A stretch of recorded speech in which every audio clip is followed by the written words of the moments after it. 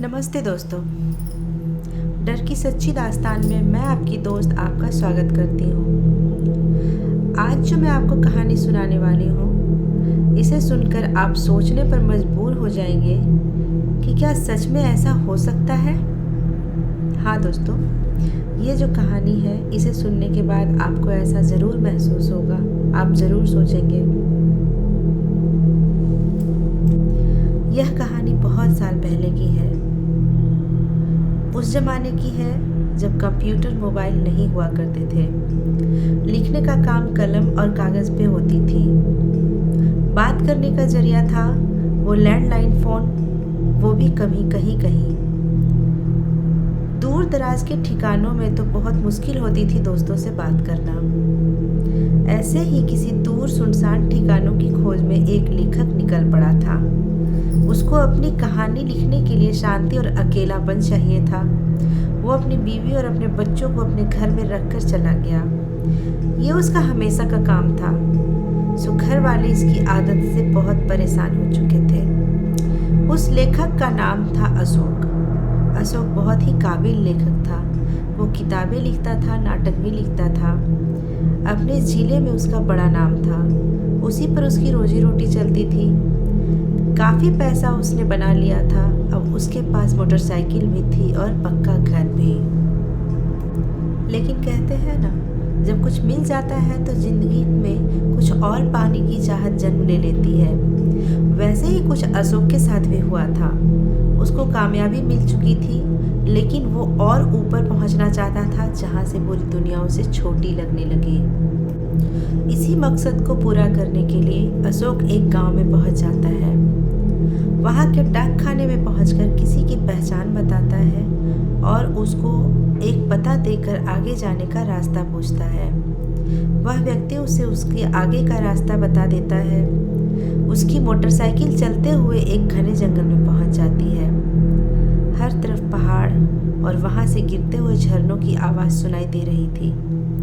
एक मोड़ आने के बाद उसको कुछ घर दिखाई देते हैं। वहाँ पे फॉरेस्ट वालों का एक गेस्ट हाउस भी था, जहाँ पे वह कोई नहीं रहता था। अशोक ने कुछ दिन वहाँ रहने का इंतज़ाम कर लिया। बाहर से वो गेस्ट हाउस पूरा लकड़ी का बना हुआ था, लेकिन वो अंग्रेज़ों के ज़माने का था, तो उसकी बनावट में से कुछ विदेशी झलक भी दिखाई देती थी। बाहर बड़ा सा बरामदा और वहाँ रखी एक मेज़ और कुर्सियाँ थी। इसके बाजू में लकड़ी के खंभे लगे हुए थे। उसके ऊपर मोटा गेरुआ रंग पोत दिया गया था। अशोक ने सामान रखते ही वहां का चौकीदार भागते हुए आया और सामान उठाने लगा। अशोक ने उसको रोका और कहा, तुम घनश्याम हो क्या? मुझे बताया था तुम्हारे साहब ने।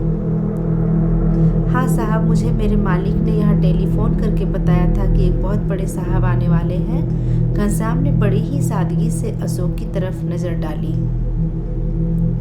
अशोक को बड़ा सुकून मिला। उसने हंसते हुए कहा, अरे मैं कोई साहब नहीं हूँ। तुम्हारे साहब और मैं साथ में पढ़ाई करते थे। मैं लेखक हूँ, कविता, कथा और कुछ नाटक भी लिखता हूँ। तुम्हें नाटक पसंद है क्या? अशोक ने उसकी पसंद पूछ ली। अक्सर गांव में नाटक देखने वाले आज भी दूर से आया करते थे। अपने रिश्तेदारों के यहाँ पहले ही दिन में ही पहुँच जाते थे। लेकिन उस जमाने में नाटक होना आम बात नहीं थी। लोग सिनेमा सिर्फ शहरों में ही देखते थे। नाटक गाँव में लोकप्रिय था। शाम का खाना होने के बाद घनश्याम और अशोक बाहर बरामदे में बैठ जाते हैं। बाहर आग जल रही थी। दूर से जंगली भेड़ियों की आवाज़ आ रही थी। घनश्याम अपने आसपास की जगह के बारे में बता रहा था और अशोक कभी कभी उसके ऊपर ध्यान देता तो कभी उन सब चीज़ों पर अपनी कहानी में रखने की कोशिश करता। बातें करते करते कब रात के 11 बज गए किसी को पता न चला। घनश्याम बोला, साहब रात को अकेले बाहर मत निकलिए। बाहर जंगली सुअर, भेड़िए हैं तो कभी शेर भी आ जाते हैं। यहाँ कभी किसी का कोई भरोसा नहीं। उसको हाँ बोलकर दोनों अपने रूम में सोने चले गए। अशोक तो थकान के कारण नींद तो आ ही रही थी। वह तुरंत सो गया। अब वो खिड़की खोलकर कुर्सी पर बैठ गया। जंगलों से बहुत ही डरावनी आवाज़ें आ रही थी।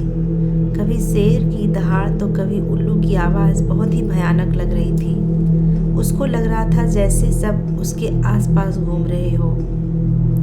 वो अब लिखने का सामान खोजता है। अरे, मैं तो कलम लाना ही भूल गया। लगता है सामान मेरे से गिर गया है कहीं पे, या फिर मेरे बच्चों ने निकाल दिया होगा। उसके सामान में बस एक स्याही की बोतल मिलती है। आज उसका दिन बेकार यूं ही चला जाएगा, यह सोचकर वह वहां रखी अलमारी को खोलकर देखने लगता है। अशोक को अचानक पुराने से कपड़ों में लपेटा हुआ एक बक्सा मिलता है। वो बड़े ही आश्चर्य से उसे खोलता है। अरे वाह, मेरा काम तो बन गया।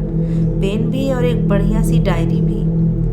शायद मेरे दोस्तों ने मेरे लिए लाकर रखी होगी। उसको पता है कि मैं लेखक हूँ। अपने दोस्त का शुक्रिया अदा कर वो उस पेन में स्याही डालता है और डायरी खोलता है। वो डायरी बाहर से बहुत पुरानी थी, लेकिन अंदर से एकदम नई जैसी लग रही थी। अशोक घर के अंदर था, लेकिन दूर से झरनों के पानी की आवाज़ वहां तक पहुंच रही थी। उसने डायरी के पन्ने खोले और उसमें से पेन से लिखना शुरू किया। उसने लिखा, मौत का राज। जैसे ही उसने लिखा, जंगल में कोई शिकार हो गया। बहुत जोरों की आवाज़ आने लगी। पंछी इतनी रात को उड़ने लगे थे। सारे जंगल में हलचल होने लगी। अशोक को भी बड़ा मज़ा आया। ये जगह उसके लिखने के लिए बिल्कुल सही थी। वो अब लिखना चालू करता है। वो अपनी कहानी में एक राजा के बारे में लिखता है जो कभी अभी तक किसी को नहीं पता था। कोई मनहूस साया अचानक से लोगों की बस्ती में आता है और एक एक करके लोगों को मौत के घाट उतारता है। किसी को कुछ भी समझ नहीं आता कि ये सब क्या हो रहा है। लोग भगवान को याद करके सोते और सुबह वही बात हर मौत के हवाले हो जाते। हर जगह मौत ही मौत। वो अपनी कहानी में ये लिखता है कि अब वो कहानी खत्म करने वाला है। लिखते हुए अशोक कहानी को पूरा करने की कोशिश करता है, लेकिन कहानी का आखिरी हिस्सा अगले दिन लिखने के भरोसे सोचकर वह डायरी और पेन रखकर सोने की कोशिश करता है। तभी उसे अचानक दरवाजे को खटखटाने की आवाज़ सुनाई देती है। उसे खिड़की से किसी के झांकने का भी एहसास होता है। वह बहुत हिम्मत करके जाकर दरवाज़ा खोलकर देखता है तो देखता है कि घनश्याम के घर का दरवाज़ा बंद था। किसी तरह वह वापस आकर हिम्मत करके सोने की कोशिश करता है। अगले दिन सुबह वो घनश्याम के साथ जंगल और खेत में घूमने निकल गया। दोपहर खेतों में खाना खाकर एकदम शाम को वो गेस्ट हाउस वापस आता है। शाम का खाना खाने के बाद दोनों सोने के लिए जाते हैं। कल का छोड़ा हुआ अधूरा काम उसे आज पूरा करना था।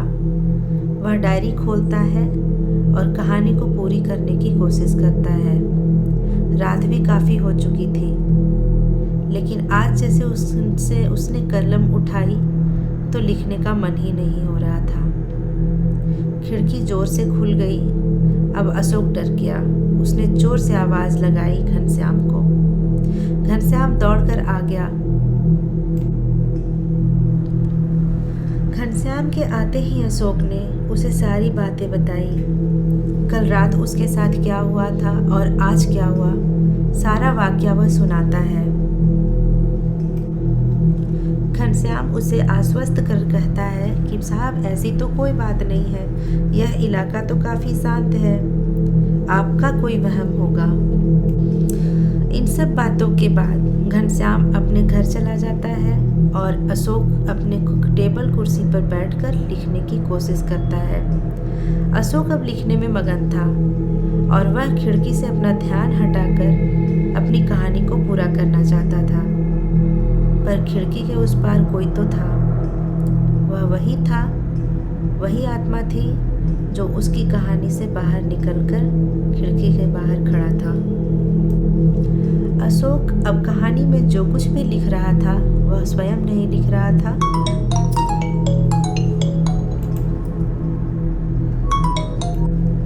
लेखक इस बात से बेखबर था कि वह जो कुछ भी लिख रहा है वह स्वयं लिख रहा है या कोई और उससे लिखवा रहा है। आगे कहानी में उसके दोस्त के मौत की दास्तान लिखी जाती है। सुबह उठते ही उसको एक फ़ोन आता है कि अशोक का जो दोस्त था वह इस गेस्ट हाउस का मालिक था, उसकी कल अचानक मौत हो गई।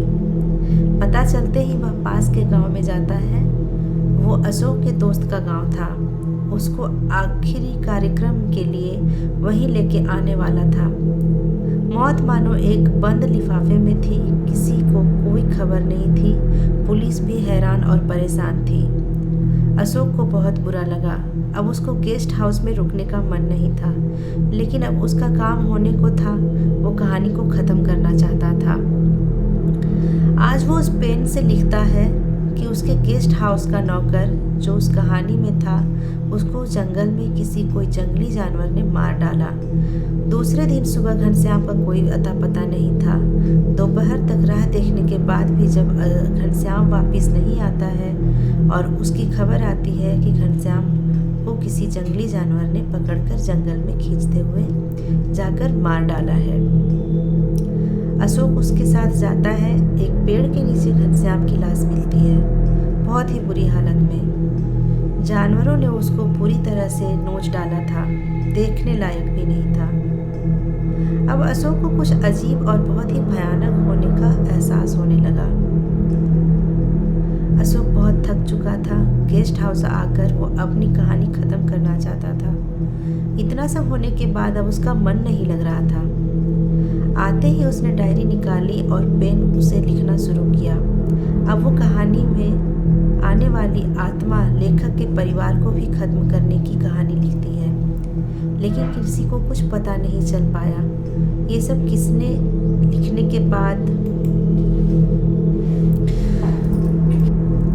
और अंततः उस भूत ने उस कहानी में उस लेखक के परिवार को भी मारने की दास्तान लिखवा ही डाली और वो लेखक का परिवार अनजान रहस्य के साथ मारा गया।